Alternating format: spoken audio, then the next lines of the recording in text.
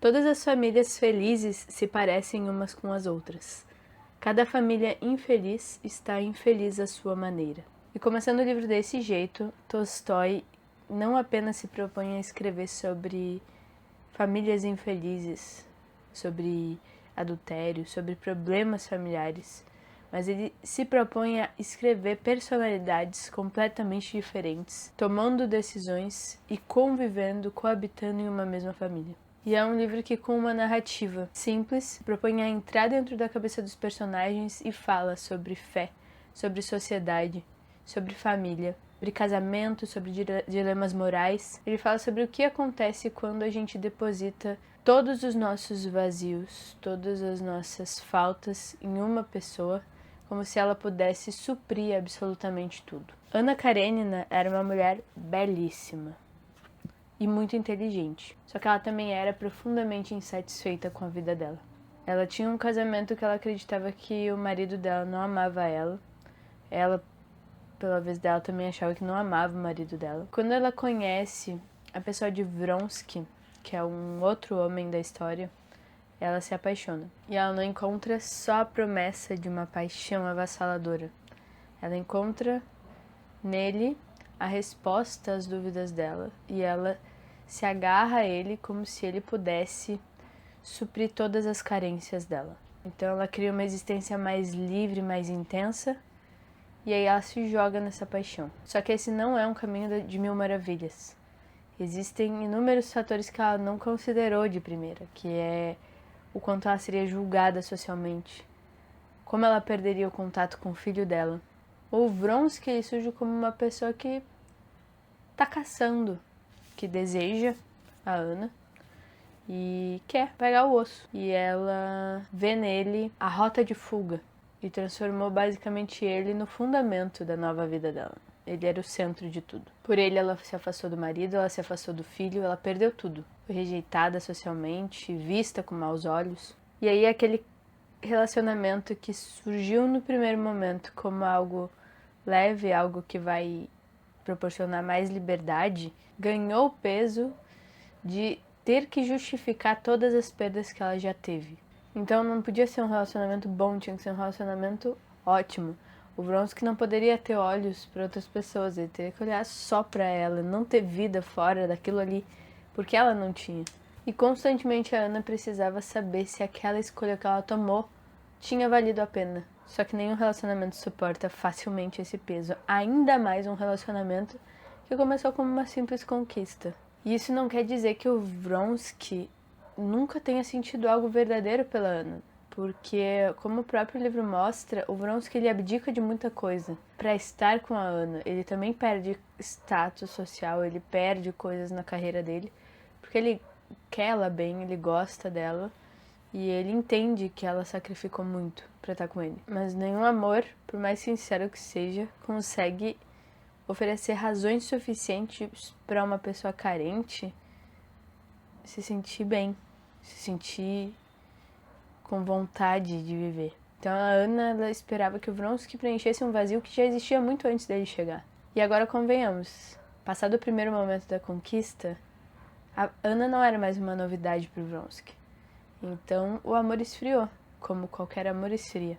Em boa parte ele fica com ela um pouco por pena. E ela, vendo isso, ela se nega a não ter aquela paixão intensa. Quando ela sai do casamento anterior dela, ela sai alegando que o Karenin não amava ela. E talvez ela tivesse certa em perceber que eles tinham pouca intimidade, que ele agia de um jeito meio teatral com ela, que faltava calor, compreensão, conversa naquele casamento. Karenin parecia amar muito mais o status social, o aparentar, do que de fato ter uma família feliz. Só que o Vronsky também não consegue oferecer pra Anna o que ela tá esperando. E aí isso nos faz pensar ao longo do livro se aquele primeiro problema do primeiro casamento dela não seria resolvido com uma simples conversa. Então o erro da Anna não foi se apaixonar, porque todo mundo tá sujeito. Foi ela de fato confundir a paixão que ela tava sentindo, achando que aquilo ali duraria pra sempre. E que aquilo ali seria outra coisa muito mais intensa. Não percebendo que, como qualquer relacionamento, esfriaria. E o Tolstói ele leva às últimas consequências do que acontece então quando uma pessoa coloca todo o sentido da vida dela em outro ser humano.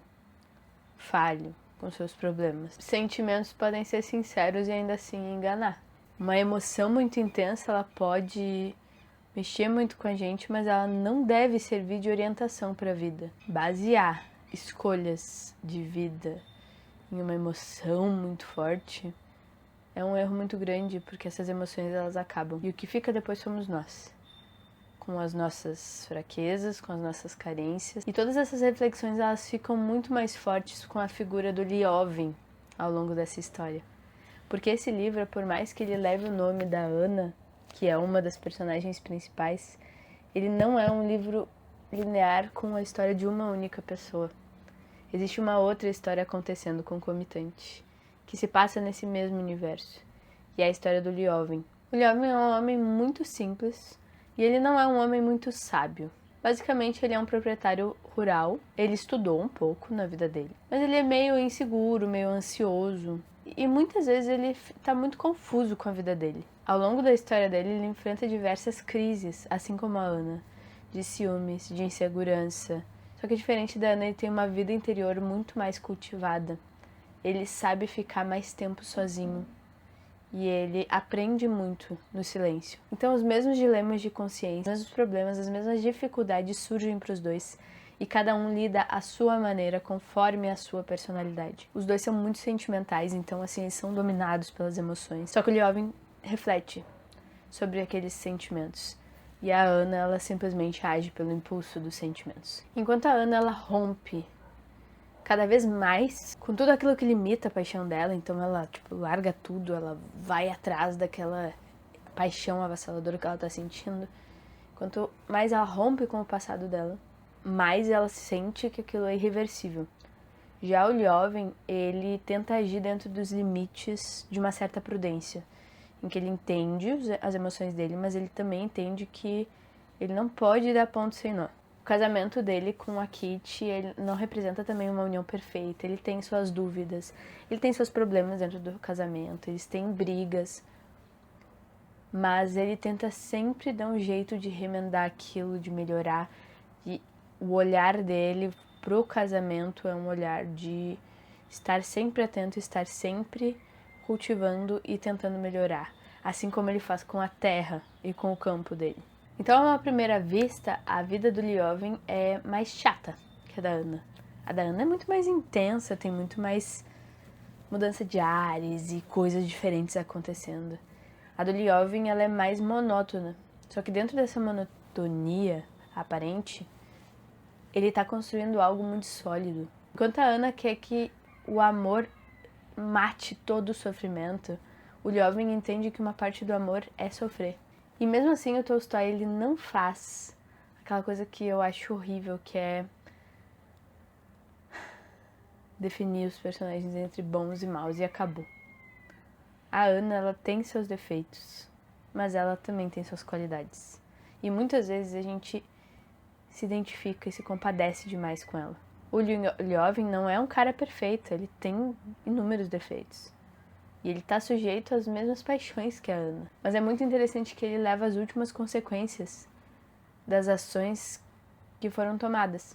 Então, a Ana escolheu a liberdade, só que dentro dessa liberdade, necessariamente ela vai acabar se limitando. Como, por exemplo, ela ama o filho dela e ela não pode mais ver, ela não tem mais contato. E ela sofre muito com isso. Ao mesmo tempo, ela olha pro Vronsky e vê que aquela paixão avassaladora está se tornando uma coisa monótona para ele. E que não basta só a relação dela. Então, nem valeu a pena. E fica a interpretação de que ela vai ser abandonada. E ela morre de medo disso. E acho que a coisa que mais me faz me compadecer da Ana, ela tem uma falta de fé muito grande.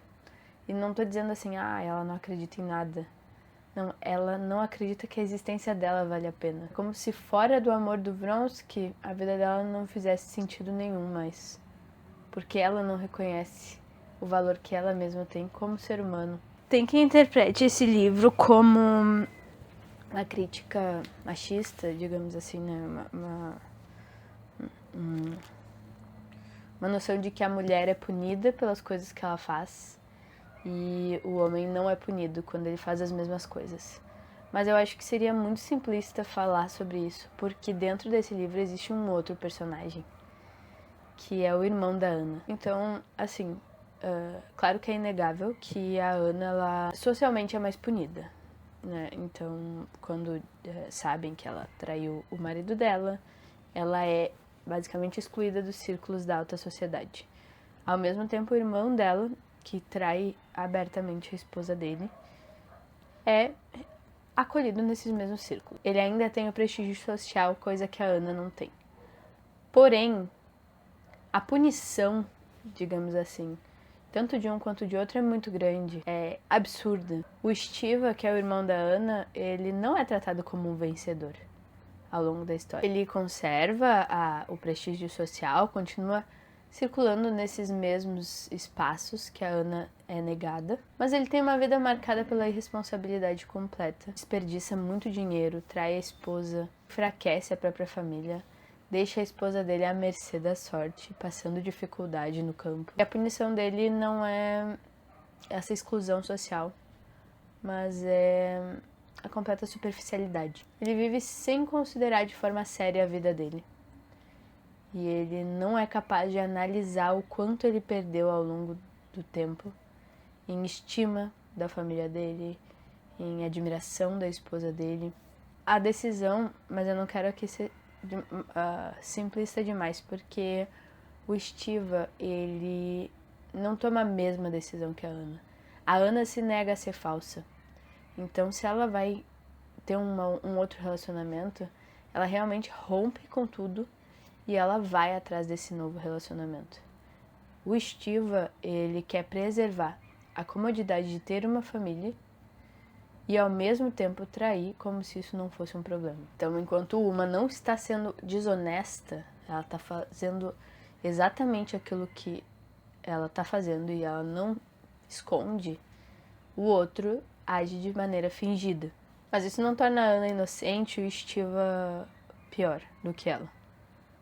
Porque os dois tomam decisões que eles se arrependem depois.